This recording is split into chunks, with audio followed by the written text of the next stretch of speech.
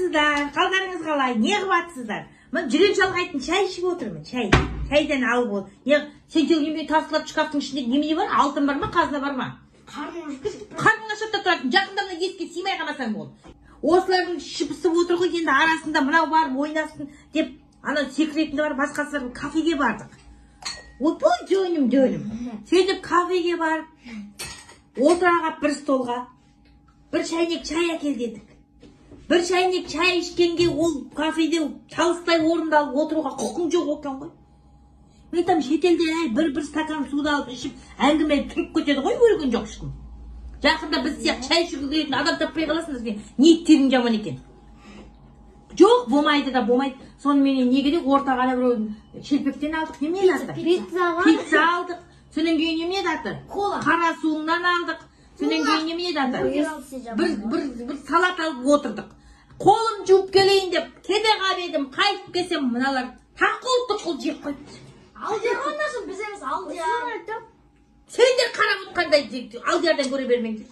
Суретке түсіп үлгерген жоқ, суретке түсетін қой, болмаса төрт қысап анда-санда бір шыққанда суретке түсіп салатын ек қой. Біз де жүрміз деп, шарударында ыстық горячий алыңдар бір-бірден алатын жағдай жоқ дедім. Ортаға бір пельмен әкелді. Bir табаққа мынандай сорпасын құлдырлағыз ішінде 400 пельмен әкелді. Мынаның аяқ киім кигізіп, ең киімін алып, ха-ха деп шар етіп жерге құлады ғой. Не болды? Ананың ішінде 4 пельменнің біреуі мынаған кесіп жеп қойыпты біреусі. Қайсың жеген, ойбай, қайсың жеген деп көжеді. Қырғын бастады. Сен емес, мынау да емес, о да емес, bu da емес. Соныменен зараз борқа.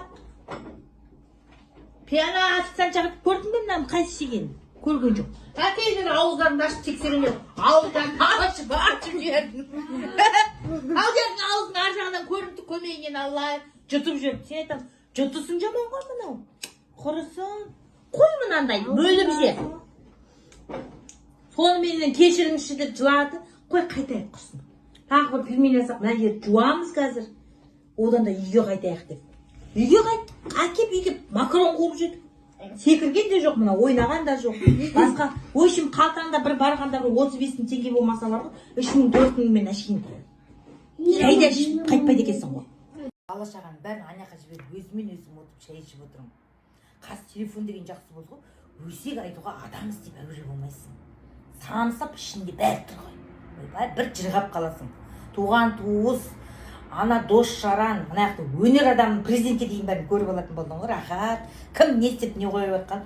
Осыны көріп отырып, дүйшеспен шай ішіп жырғап отырмын. Бағана темір қатын деп жатырмыз ғой өзіміз. Шынымен темір қатын болдық қой біз. Анау отқа салса жанбайтын, суға салса батпайтын қатын болып шықтық қой. Өмір өзімізге қызық. Жұмысқа неше түрлі нәрсе келеді. Пастель келеді. Көдей-сөдейдің бәрі ыдыс-аяқ келеді. Қалбасаға дейін келеді, аламыз е. Сөйтіп алып айлық келгенде жаңа таратып бересің.